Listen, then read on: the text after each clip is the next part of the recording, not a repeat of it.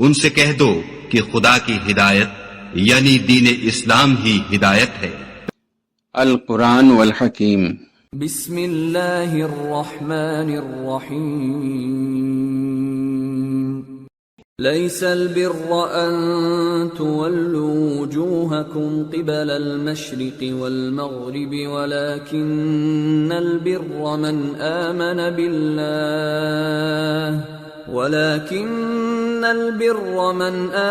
بالله واليوم الآخر والملائكة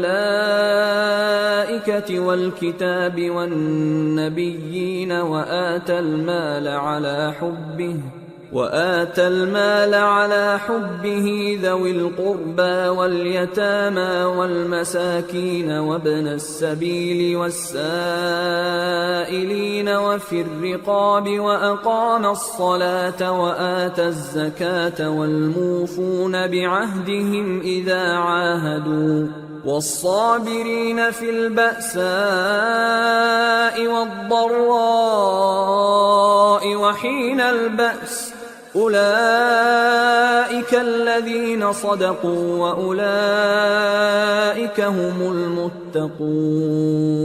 نیکی یہی نہیں کہ تم مشرق و مغرب کو قبلہ سمجھ کر ان کی طرف منہ کر لو، بلکہ نیکی یہ ہے کہ لوگ اللہ پر اور روز آخر پر اور فرشتوں پر اور اللہ کی کتاب پر اور پیغمبروں پر ایمان لائیں، اور مال باوجود عزیز رکھنے کے رشتہ داروں اور یتیموں اور محتاجوں اور مسافروں اور مانگنے والوں کو دیں، اور گردنوں کے چھڑانے میں خرچ کریں، اور نماز پڑھیں اور زکوٰۃ دیں، اور جب عہد کر لیں تو اس کو پورا کریں، اور سختی اور تکلیف میں اور جنگ کے وقت ثابت قدم رہیں۔ یہی لوگ ہیں جو ایمان میں سچے ہیں، اور یہی ہیں جو اللہ سے ڈرنے والے ہیں۔ يا أيها الذين آمنوا كتب عليكم القصاص في القتلى الحر بالحر والعبد بالعبد والأنثى بالأنثى فمن عفي له من أخيه شيء فاتباع بالمعروف وأداء إليه بإحسان ذلك تخفيف من ربكم ورحمة فمن اعتدى بعد ذلك فله عذاب أليم وَلَكُمْ فِي الْقِصَاصِ حَيَاةٌ يَا أُولِي الْأَلْبَابِ لَعَلَّكُمْ تَتَّقُونَ۔ مومنوں، تم کو مقتولوں کے بارے میں قصاص یعنی خون کے بدلے خون کا حکم دیا جاتا ہے، اس طرح پر کہ آزاد کے بدلے آزاد مارا جائے، اور غلام کے بدلے غلام، اور عورت کے بدلے عورت۔ اور اگر قاتل کو اس کے مقتول بھائی کے قصاص میں سے کچھ معاف کر دیا جائے تو وارث مقتول کو پسندیدہ طریق سے قرارداد کی پیروی یعنی مطالبہ خون بہا کرنا اور قاتل کو خوشخوئی کے ساتھ ادا کرنا چاہیے۔ یہ تمہارے پروردگار کی طرف سے تمہارے لیے آسانی اور مہربانی ہے۔ اب جو اس کے بعد زیادتی کرے اس کے لیے دکھ کا عذاب ہے۔ اور اے اہل عقل، حکم قصاص میں تمہاری زندگانی ہے کہ تم قتل و خونریزی سے بچو۔ كتب عليكم إذا حضر أحدكم الموت إن ترك خيرا الوصية للوالدين والأقربين بالمعروف حقا على المتقين فمن بدله بعدما سمعه فإنما إثمه على الذين يبدلونه ان اللہ سمیع علیم۔ تم پر فرض کیا جاتا ہے کہ جب تم میں سے کسی کو موت کا وقت آ جائے تو اگر وہ کچھ مال چھوڑ جانے والا ہو تو ماں باپ اور رشتہ داروں کے لیے دستور کے مطابق وصیت کر جائے۔ اللہ سے ڈرنے والوں پر یہ ایک حق ہے۔ پھر جو شخص وصیت کو سننے کے بعد اس کو بدل ڈالے تو اس کے بدلنے کا گناہ انہی لوگوں پر ہے جو اس کو بدلیں، اور بے شک اللہ سنتا جانتا ہے۔ فمن خاف من موص جنفا او اثما فاصلح بينهم فلا اثم عليه ان اللہ غفور رحیم۔ اب اگر کسی کو وصیت کرنے والے کی طرف سے کسی وارث کی طرفداری یا حق تلفی کا اندیشہ ہو تو اگر وہ وصیت کو بدل کر وارثوں میں صلح کرا دے تو اس پر کچھ گناہ نہیں، بے شک اللہ بخشنے والا ہے، رحم والا ہے۔ يا أيها الذين آمنوا كتب عليكم الصيام كما كتب على الذين من قبلكم لعلكم تتقون أياما معدودات فمن كان منكم مريضا أو على سفر فعدة من أيام أخر وعلى الذين يطيقونه فدية طعام مسكين فمن تطوع خيرا فهو خير له وأن تصوموا خير لكم إن كنتم تعلمون۔ مومنو، تم پر روزے فرض کیے گئے ہیں جس طرح تم سے پہلے لوگوں پر فرض کیے گئے تھے تاکہ تم پرہیزگار بنو۔ روزوں کے دن گنتی کے چند روز ہیں، تو جو شخص تم میں سے بیمار ہو یا سفر میں ہو تو دوسرے دنوں میں روزوں کا شمار پورا کر لے، اور جو لوگ روزہ رکھنے کی طاقت رکھیں لیکن رکھیں نہیں وہ روزے کے بدلے محتاج کو کھانا کھلا دیں، اور جو کوئی اپنی مرضی سے زیادہ نیکی کرے تو اس کے حق میں زیادہ اچھا ہے، اور اگر سمجھو تو روزہ رکھنا ہی تمہارے حق میں بہتر ہے۔ شهر رمضان الذي أنزل فيه القرآن هدى للناس وبينات من الهدى والفرقان فمن شهد منكم الشهر فليصم ومن كان مريضا أو على سفر فعدة من أيام أخر يريد الله بكم اليسر ولا يريد بكم العسر ولتكملوا العدة ولتكبروا الله على ما هداكم ولعلكم تشكرون۔ روزوں کا مہینہ رمضان کا مہینہ ہے جس میں قرآن اول نازل ہوا جو لوگوں کا رہنما ہے اور جس میں ہدایت کی کھلی نشانیاں ہیں اور جو حق و باطل کو الگ الگ کرنے والا ہے۔ تو جو کوئی تم میں سے اس مہینے میں موجود ہو چاہیے کہ پورے مہینے کے روزے رکھے، اور جو بیمار ہو یا سفر میں ہو تو دوسرے دنوں میں روزے رکھ کر ان کا شمار پورا کر لے۔ اللہ تمہارے حق میں آسانی چاہتا ہے اور سختی نہیں چاہتا، اور یہ آسانی کا حکم اس لیے دیا گیا ہے کہ تم روزوں کا شمار پورا کر لو، اور اس احسان کے بدلے کہ اللہ نے تم کو ہدایت بخشی ہے تم اس کو بزرگی سے یاد کرو اور اس کا شکر کرو۔ وَإِذَا سَأَلَكَ عِبَادِي عَنِّي فَإِنِّي قَرِيبٌ أُجِيبُ دَعْوَةَ الدَّاعِ إِذَا دَعَانِ فَلْيَسْتَجِيبُوا لِي وَلْيُؤْمِنُوا بِي لَعَلَّهُمْ يَرْشُدُونَ۔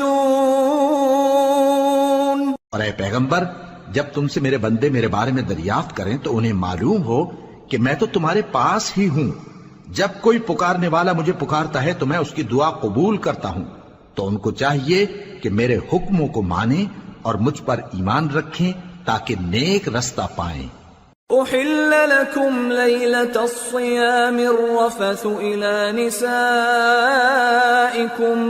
هن لباس لكم وأنتم لباس لهن علم الله أنكم كنتم تختانون أنفسكم فتاب عليكم وعفى عنكم فالآن باشروهن وابتغوا ما كتب الله لكم وكلوا واشربوا حتى يتبين لكم الخيط الأبيض من الخيط الأسود من الفجر ثم أتموا الصيام إلى الليل ولا تباشروهن وأنتم عاكفون في المساجد تلك حدود الله فلا تقربوها كذلك يبين الله آياته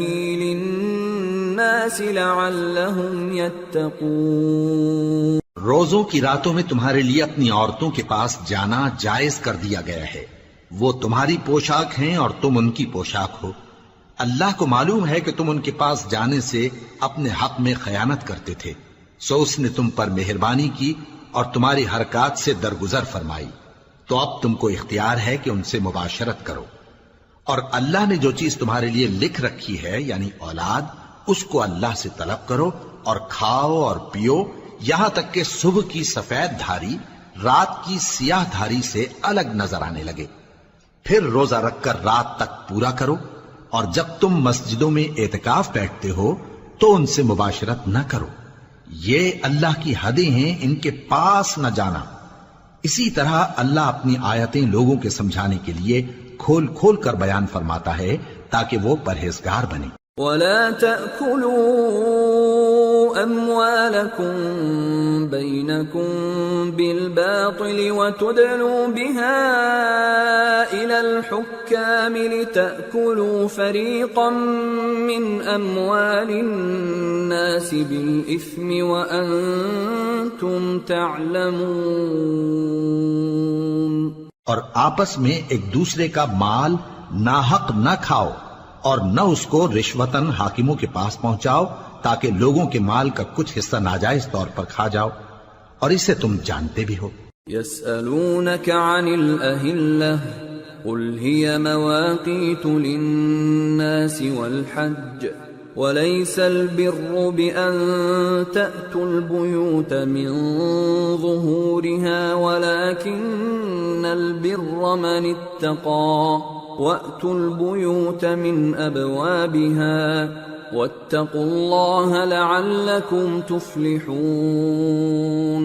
اے پیغمبر، لوگ تم سے نئے چاند کے بارے میں دریافت کرتے ہیں کہ گھٹتا بڑھتا کیوں ہے۔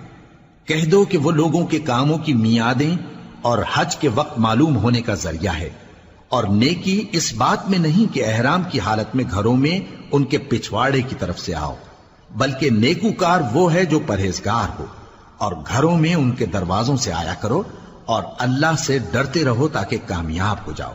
وَقَاتِلُوا فِي سَبِيلِ اللَّهِ الَّذِينَ يُقَاتِلُونَكُمْ وَلَا تَعْتَدُوا إِنَّ اللَّهَ لَا يُحِبُّ الْمُعْتَدِينَ وَاقْتُلُوهُمْ حَيْثُ ثَقِفْتُمُوهُمْ وَأَخْرِجُوهُمْ مِنْ حَيْثُ أَخْرَجُوكُمْ وَالْفِتْنَةُ أَشَدُّ مِنَ الْقَتْلِ وَلَا تُقَاتِلُوهُمْ عِنْدَ الْمَسْجِدِ الْحَرَامِ حَتَّى يُقَاتِلُوكُمْ فِيهِ فَإِنْ قَاتَلُوكُمْ فَاقْتُلُوهُمْ كَذَلِكَ جَزَاءُ الْكَافِرِينَ فَإِنِ انْتَهَوْا فَإِنَّ اللَّهَ غَفُورٌ رَحِيمٌ۔ اور جو لوگ تم سے لڑتے ہیں تم بھی اللہ کی راہ میں ان سے لڑو، مگر زیادتی نہ کرنا کہ اللہ زیادتی کرنے والوں کو دوست نہیں رکھتا، اور ان کو جہاں پاؤ قتل کر دو، اور جہاں سے انہوں نے تم کو نکالا ہے یعنی مکے سے، وہاں سے تم بھی ان کو نکال دو۔ اور دین سے گمراہ کرنے کا فساد قتل و خونریزی سے کہیں بڑھ کر ہے، اور جب تک وہ تم سے مسجد حرام یعنی خانہ کعبہ کے پاس نہ لڑیں تم بھی وہاں ان سے نہ لڑنا۔ ہاں اگر وہ تم سے لڑیں تو تم ان کو قتل کر ڈالو، کافروں کی یہی سزا ہے۔ پھر اگر وہ باز آ جائیں تو اللہ بخشنے والا ہے، رحم کرنے والا ہے۔ وَقَاتِلُوهُمْ حَتَّى لَا تَكُونَ فِتْنَةٌ وَيَكُونَ الدِّينُ لِلَّهِ فَإِنِ انْتَهَوْا فَلَا عُدْوَانَ إِلَّا عَلَى الظَّالِمِينَ۔ اور ان سے اس وقت تک لڑتے رہنا کہ فساد نابود ہو جائے اور ملک میں اللہ ہی کا دین غالب ہو جائے۔ پھر اگر وہ فساد سے باز آ جائیں تو ظالموں کے سوا کسی پر زیادتی نہیں کرنی چاہیے۔ الشهر الحرام بالشهر الحرام والحرمات قصاص فمن اعتدى عليكم فاعتدوا عليه بمثل ما اعتدى عليكم واتقوا الله واعلموا ان الله مع المتقين. ادب کا مہینہ ادب کے مہینے کے مقابل ہے، اور ادب کی چیزیں ایک دوسرے کا بدلہ ہیں. پس اگر کوئی تم پر زیادتی کرے تو جیسی زیادتی وہ تم پر کرے ویسی ہی تم اس پر کرو، اور اللہ سے ڈرتے رہو اور جان رکھو کہ اللہ ڈرنے والوں کے ساتھ ہے. وَأَنفِقُوا فِي سَبِيلِ اللَّهِ وَلَا تُلْقُوا بِأَيْدِيكُمْ إِلَى التَّهْلُكَةِ وَأَحْسِنُوا ان اللہ یحب المحسنین. اور اللہ کی راہ میں مال خرچ کرو اور اپنے آپ کو ہلاکت میں نہ ڈالو، اور نیکی کرو، بے شک اللہ نیکی کرنے والوں کو دوست رکھتا ہے.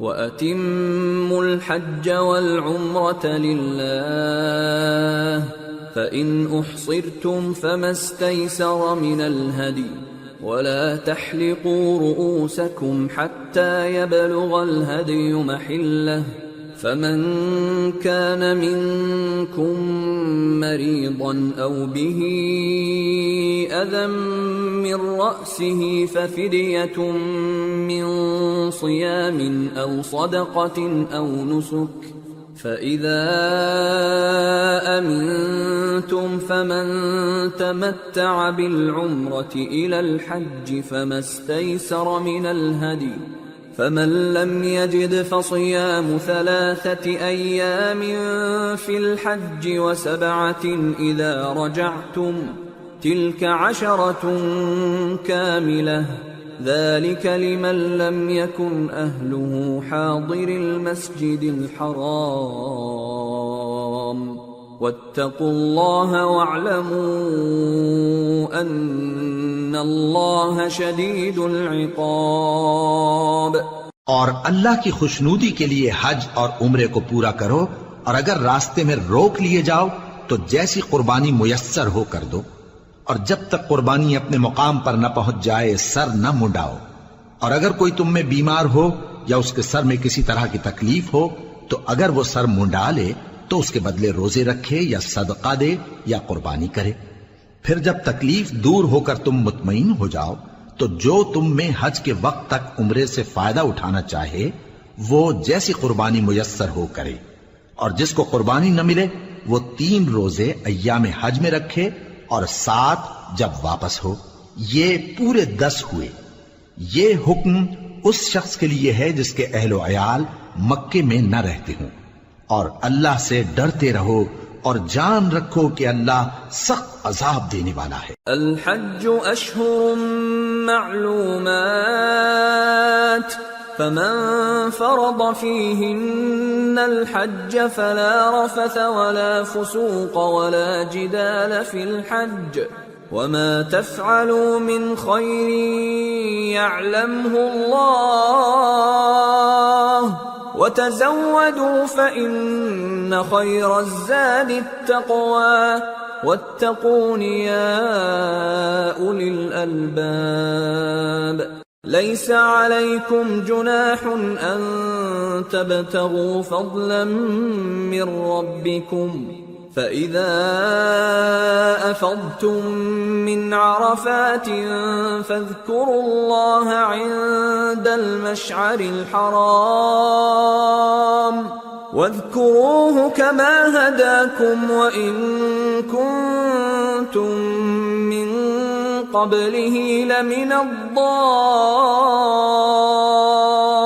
الضالين ثم أفيضوا من حيث أفاض الناس واستغفروا الله إن الله غفور رحيم. حج کے مہینے معین ہیں جو معلوم ہیں، تو جو شخص ان مہینوں میں حج کی نیت کر لے تو حج کے دنوں میں نہ عورتوں سے اختلاط کرے، نہ کوئی برا کام کرے اور نہ کسی سے جھگڑے، اور جو نیک کام تم کرو گے وہ اللہ کو معلوم ہو جائے گا. اور زاد راہ یعنی رستے کا خرچ ساتھ لے جاؤ، کیونکہ بہترین زاد راہ پرہیزگاری ہے۔ اور اے اہل عقل، مجھی سے ڈرتے رہو، اس کا تمہیں کچھ گناہ نہیں کہ حج کے دنوں میں بذریعہ تجارت اپنے پروردگار سے روزی طلب کرو، اور جب عرفات سے واپس ہونے لگو تو مشعر حرام یعنی مزدلفہ میں اللہ کا ذکر کرو، اور اس طرح ذکر کرو جس طرح اس نے تم کو سکھایا، اور اس سے پیشتر تم لوگ ان طریقوں سے محض ناواقف تھے۔ پھر جہاں سے اور لوگ واپس ہوں وہیں سے تم بھی واپس ہو، اور اللہ سے بخشش مانگو، بے شک اللہ بخشنے والا ہے، رحمت کرنے والا ہے۔ فَإِذَا قَضَيْتُم مَّنَاسِكَكُمْ فَاذْكُرُوا اللَّهَ كَذِكْرِكُمْ آبَاءَكُمْ أَوْ أَشَدَّ ذِكْرًا فَمِنَ النَّاسِ مَن يَقُولُ رَبَّنَا آتِنَا فِي الدُّنْيَا وَمَا لَهُ فِي الْآخِرَةِ مِنْ خَلَاقٍ وَمِنْهُم مَّن يَقُولُ رَبَّنَا آتِنَا فِي الدُّنْيَا حَسَنَةً وَفِي الْآخِرَةِ حَسَنَةً وَقِنَا عَذَابَ النَّارِ أُولَئِكَ لَهُمْ نَصِيبٌ مِّمَّا كَسَبُوا وَاللَّهُ سَرِيعُ الْحِسَابِ۔ پھر جب حج کے تمام ارکان پورے کر چکو تو مینا میں اللہ کو یاد کرو جس طرح اپنے باپ دادا کو یاد کیا کرتے تھے، بلکہ اس سے بھی زیادہ۔ اور بعض لوگ ایسے ہیں جو اللہ سے التجا کرتے ہیں کہ اے پروردگار، ہم کو جو دینا ہے دنیا ہی میں دے دے، اور ایسے لوگوں کا آخرت میں کچھ حصہ نہیں۔ اور بعض ایسے ہیں کہ دعا کرتے ہیں کہ پروردگار ہم کو دنیا میں بھی نعمت عطا فرما اور آخرت میں بھی نعمت بخشیو اور دوزخ کے عذاب سے محفوظ رکھیو۔ یہی لوگ ہیں جن کے لیے ان کے کاموں کا حصہ یعنی اجر نیک تیار ہے، اور اللہ جلد حساب لینے والا ہے۔ صدق اللہ العظیم۔ وما خلقت الجن والانس الا ليعبدون۔ اور میں نے جنوں اور انسانوں کو اس لیے پیدا کیا ہے کہ میری عبادت کریں۔